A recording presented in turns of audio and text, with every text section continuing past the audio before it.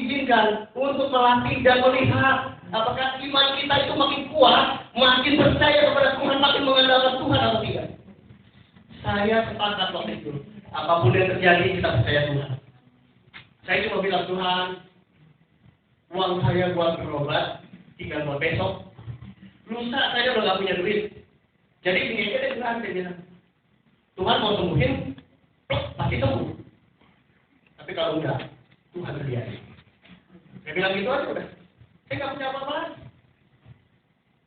Terbukti perjalanan berbulan-bulan, saya masih sanggup menjalani pengobatan. Ada satu ketika, satu kejadian. Waktu saya katakan begitu, besok duit saya terakhir Tuhan. Lusa saya udah punya duit. Ada kakaknya dari papa saya.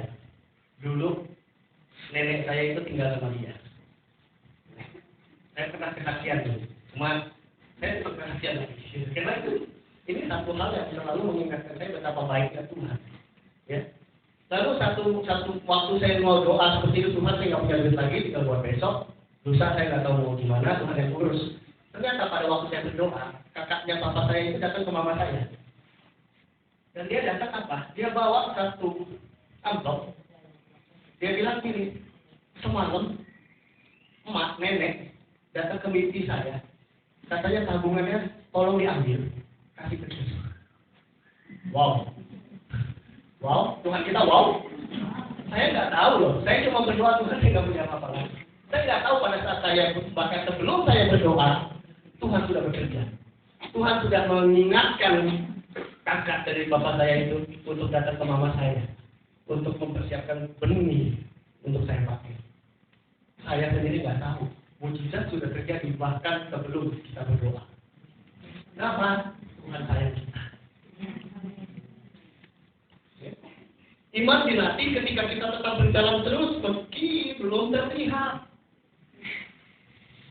Apa yang saya jalanin, apa yang saya kerjakan dulu, mungkin ada masa-masa yang kosong di mana saya sama papa saya nggak banyak komunikasi, nggak banyak ngobrol. Kenapa? Kesibukan masing-masing. Dan sayanya juga yang memang lagi tadi ya jadi pendekar, gitu kan. Tapi di masa-masa itu saya belajar banyak gitu ya, bahwa ketika saya memutuskan untuk percaya Tuhan, keadaan sepertinya nggak pernah mendukung. Sepertinya makin menjauh. Orang-orang malah mengejek kita nih, ngejek. Alah, pendeta, gitu kan. Tapi ya, saya tetap jalan. Dipercayakan pelayanan kecil saya jalani. Walaupun waktu itu pasangan saya sedang di rumah sakit, sedang cukup kritis, darahnya itu harus ditambah zat albumin apa segala macam. Tapi saya waktu itu sudah terlanjur mengumumkan di gereja akan ada doa semalaman. Jadi pada saat pasangan itu di rumah sakit, malam itu saya semalaman memimpin ibadah doa semalam suntuk dari jam 10 malam sampai jam 5 pagi. Saya jalanin, saya dan pasangan sepakat. Pokoknya apa yang Tuhan percayakan kita jalani. Kita lihat bagaimana kuasa Tuhan. Gitu ya. Kita jalani. Iman dilatih ketika yang kita harapkan belum terjadi. Saya bilang saya sudah setia, saya sudah pelayanan, saya sudah percayai Tuhan. Saya minta kesembuhan untuk pasangan. Dan tahu kebaikan Tuhan, pasangan saya dipanggil pulang. Sepertinya tidak seperti yang kita harapkan. Tapi apakah Tuhan jahat? Saat itu kita nggak ngerti. Tapi waktu kita tetap berjalan dalam itu, kita tetap percaya bahwa Tuhan pegang kendali untuk hidup kita. Tuhan mulai buka. Bagaimana Tuhan memutar balik keadaan. Bagaimana Tuhan menunjukkan kebaikan. Saya sudah pernah kesaksian juga dulu di sini. Pasangan saya waktu dia akan pulang. Ini mungkin yang ketiga kali atau keempat, enggak ada. Tapi saya sangat suka. Kenapa?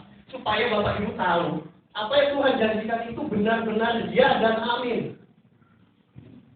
Tuhan pernah janji di dalam firman-Nya, sekali-kali aku tidak akan meninggalkan engkau.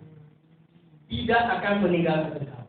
Aku menyertai engkau sampai sejam. Betul nggak? Berasa nggak Tuhan nyertai?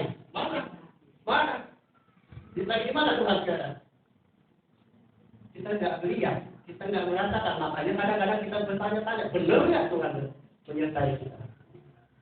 Kesaksian ini sering saya ulang-ulang karena ini menunjukkan satu bukti. Pada waktu pasangan saya di ruang ICU, waktu itu nggak ada yang lihat saya. Keluarga mungkin juga nggak ada di sana. Di ruang ICU, dia tidur dengan semua selang-selang dimasuk ke dalam tenggorokannya, di dalam tangannya, di kakinya, semua selang. Sehingga dia udah nggak bisa ngomong, mesin doang yang kerja.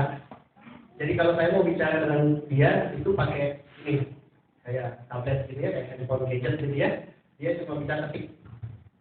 Karena mulutnya sudah masuk, ya, dia cuma bisa ketik.